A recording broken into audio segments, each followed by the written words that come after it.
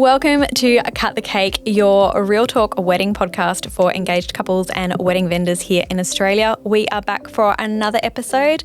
My name's Tanya. I am the owner of the Event Wanderer Co., a stationery and signage company. And as always, I'm joined by my beautiful co-host, Mel from Melly Rain Creative. How are you, Mel? I'm good. You called me beautiful. Thank you. There you go. We love each other. There you go.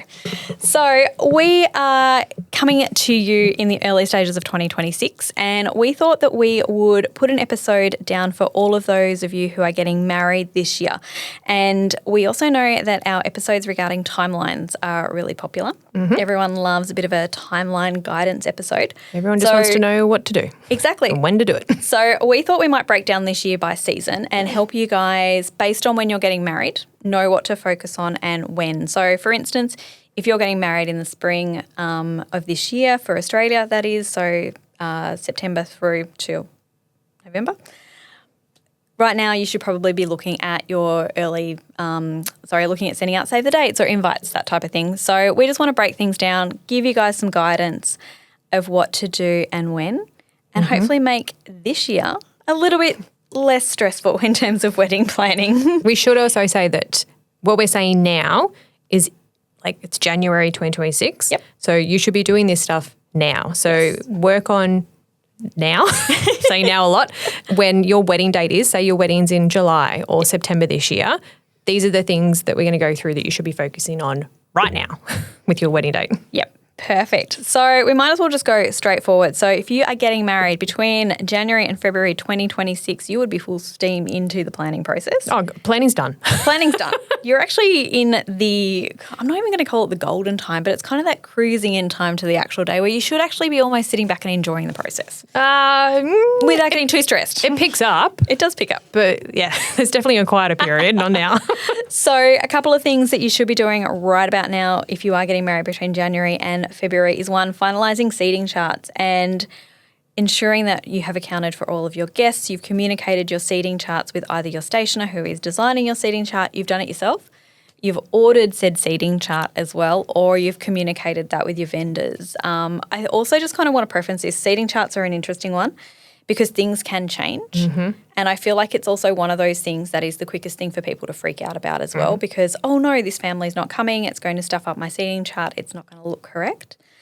I don't want to use the words just get over it because I understand that it can be really stressful when you can't control that. Mm-hmm. But I think at the end of the day too is try not to put a lot of emphasis on the fact that people are missing from your seating chart. Yeah. At the end of the day, if it's still telling John Smith that he's got to go and sit at table 3, most important thing. Like that's what he's only going to look at it for 20 seconds while he finds his name, finds his table, and then he's off. Yeah. So yeah, don't stress too much about that. The other thing we also want to be ensuring that we're getting is all your signage sorted. We want your menus sorted, place cards. That needs to go to your printer sooner rather than later so that you are not chasing that down the week of your wedding unless you're working with a stationer who does that for you, who does the delivery like I do. What are you thinking we should be doing at this time of the year? Okay, so I'm going to just add a little bit more to the seating chart side of things because like you said, it is a stressful time for people for that. My tip for that is always, like I always use Excel for a seating plan. You ask whether it's your DIYing your printing or you're getting a stationist to print it or you're working with a stationist with everything. Find out what the deadline is for printing 100%. For your seating chart. Have that in mind. Do whatever edits you need to do up until that point. Once it's off sent to be printing, all you need to do is jump into that Excel document, black out the names, so then when it comes to the day, whoever's setting up the table, they know that those people aren't there. So they just don't set a place setting and then they spread everything else out across there. Yep. So just do that. It's way less stressful. And, just like you said, get over the fact that your seating chart is being printed because no one's going to know if, Susie Bell is not there. Exactly. Yeah. Love it. So other things. So at this point, from a planner perspective, all the planning is done. Yes. And if it's not done, then silly. Silly. So at this point, like if you've got a wedding planner involved, it's things like, finalising your wedding day timeline and your wedding day documents. So there is a bit of admin from that side of things, but the planning as such is done. You might be finessing, tweaking a couple of things, But in terms of the big planning, that's done. I'd be saying to couples like, this is when like you need to start thinking about, wearing in your shoes and practicing walking in your shoes, or creating a final checklist of the things that you need to pack or the things that you need to do that sits outside of the role of all your vendors. Putting it all in writing as well makes it so much less stressful for you. And creating like I said, a packing list, or an emergency kit. Yes. So like an emergency wedding day kit, those wedding day essentials, like whatever you need, hairspray, bobby pins, numbing cream for your feet, whatever it is that you want to put in your emergency kit. And if you don't know what to put in there, just Google it. There are so many like suggestions of wedding day kits. Talk to ChatGPT. Exactly. So that's what I would be focusing on if your wedding is anywhere between 0 to 3 months from today. I'm going to ask you a question here as well, because I see this crop up a lot in some of the Facebook groups that we, circulate in. When would be the ideal time, and this might not be the right time, it could be further down the line, to buy or to get ahead of the 8 ball and think about things like umbrellas, whether or not they be parasols for hot weather or whether or not they be rain umbrellas? Like potentially now, but like I'd probably be having those conversations around when we're talking about styling. Perfect. And those extra decor side of things, which is usually done anywhere between 6 and 9 months before the wedding day. That's when I'd be thinking about it. Bulk buying and and being prepared more than anything, because that is our motto. Yeah. All right, moving on to March to May. So autumn technically to a degree. So do you want to kick that off, what we should be doing in that stage? Well, correct me if I'm wrong, but like most of the things in my head would be more around like planning, I guess, like wedding planner perspective. Is there anything from a stationery perspective to take into consideration from that 3 to 6 month?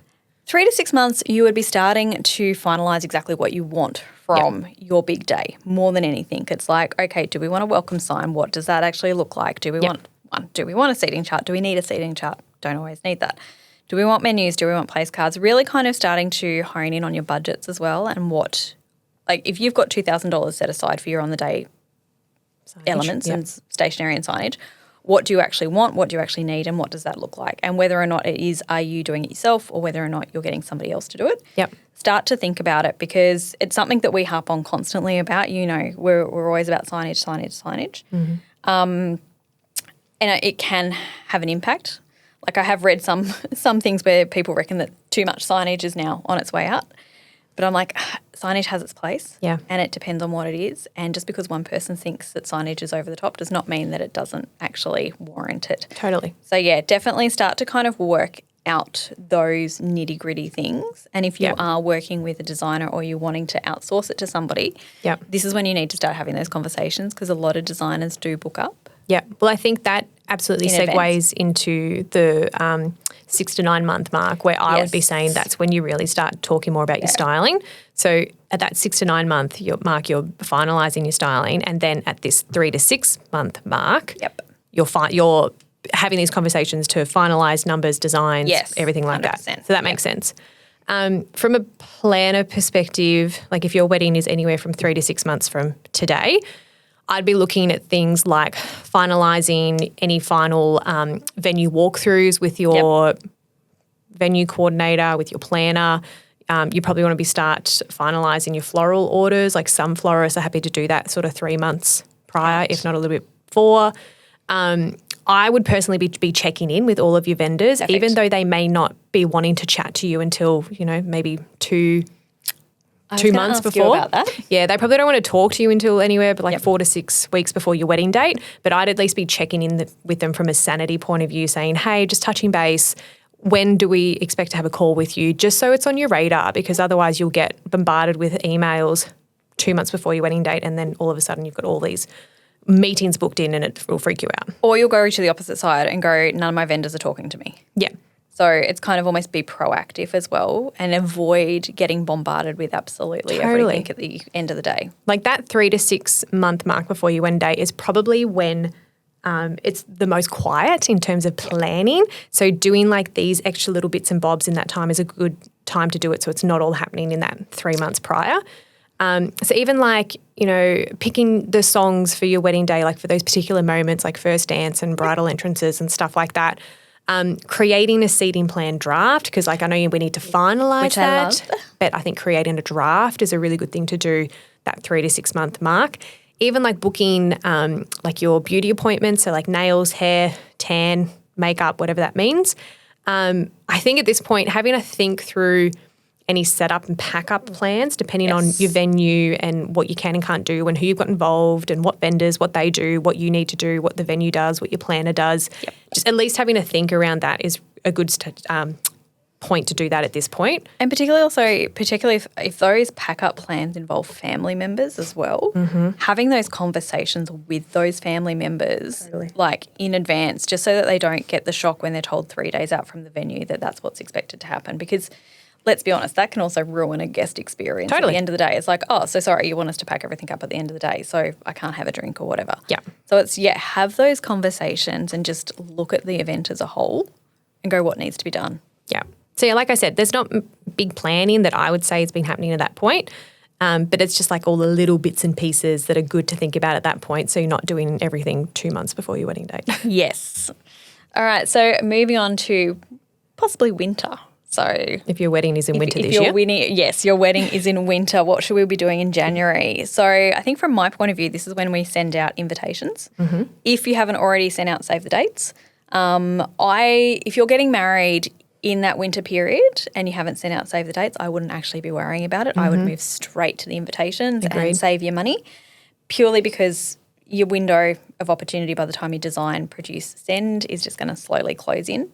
Yeah. Start researching your styling and your hire companies if you haven't already, because stuff will start to book out. And if you are getting married in that winter period, also moving into the summer period, be mindful that stuff can get booked up pretty quickly. Yeah. More than anything. And also, if you are particularly doing your invitations as well, setting up your wedding websites, because once that goes live and once those invitations go out to people, it's going to become a reference point that people can go back to at any single point in time. Obviously, you can't dictate it. They're just going to jump on the website if they've got questions. Yep.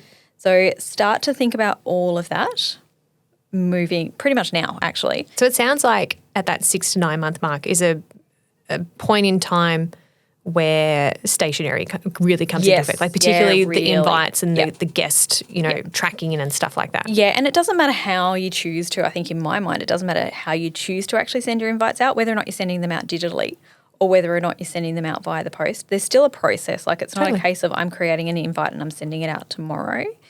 You're going to want to actually sit on it and you're going to want to mull over the design. You're going to want to mull over the wording. You're probably going to want to get everyone's thoughts in on it. So give yourself some time and know that it is literally not a case of, hey, we're getting married tomorrow. Just send me a text to say you're coming. Like there is a bit of a process that goes with it, and people and your guests are going to have questions, so you need to be prepared for that. Totally. Cool. Well, from a planning perspective or from a wedding planner perspective, that 6 to 9 month mark, or if you're getting married anywhere between June and August this year, realistically, all of your big planning should be done. So I'm talking venue, celebrant, photo, video, entertainment, catering. Yep.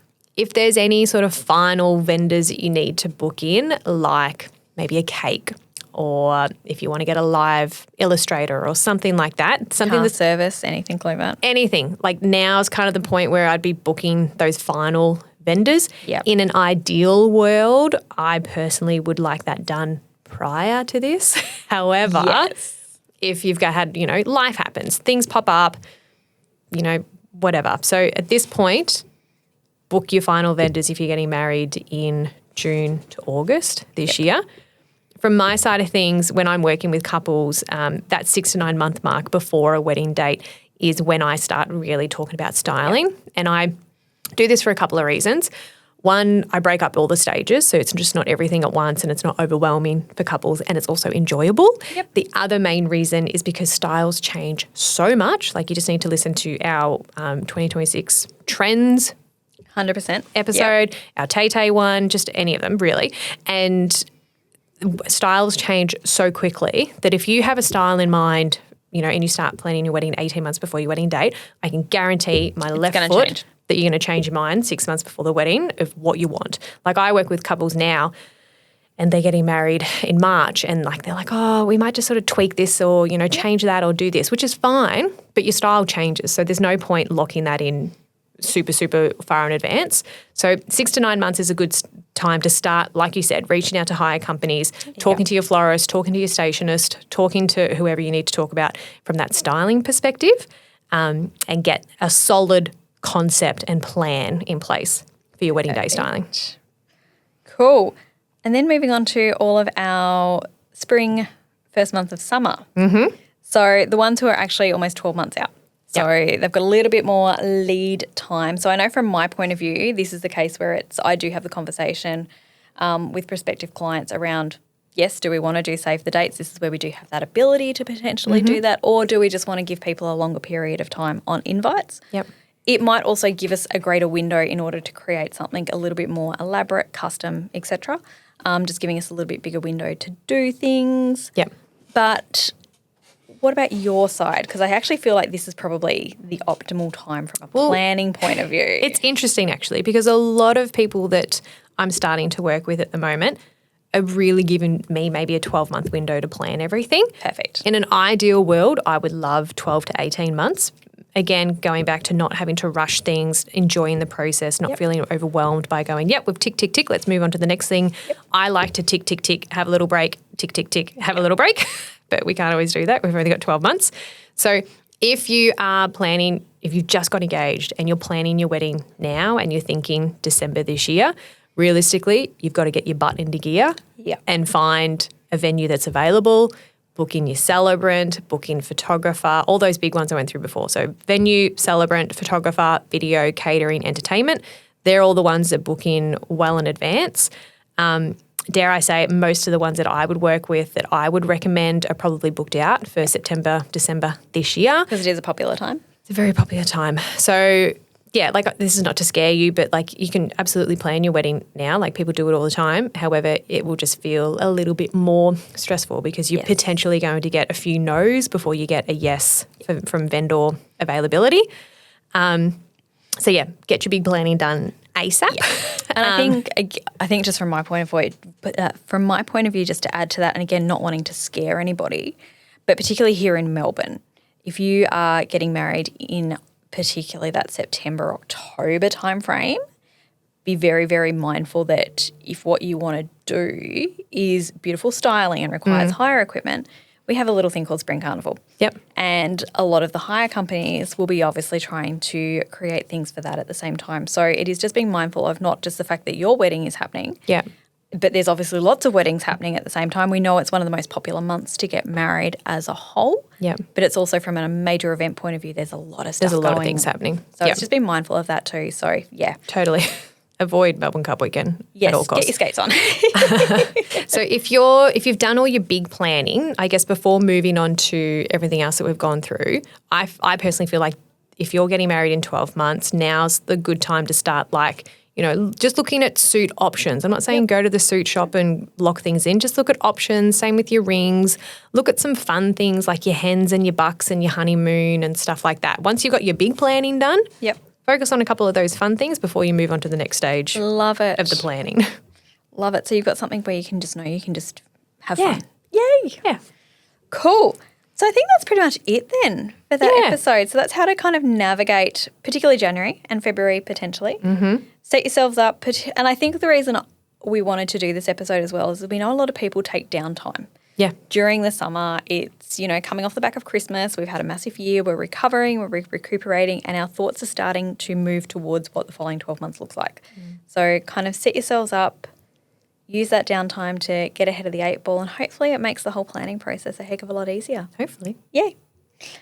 Cool. We might leave it there then. So if you have any questions of us or you want any advice from us, please drop us a DM on Instagram at Cut the Cake Podcast, or you can reach out to either of us.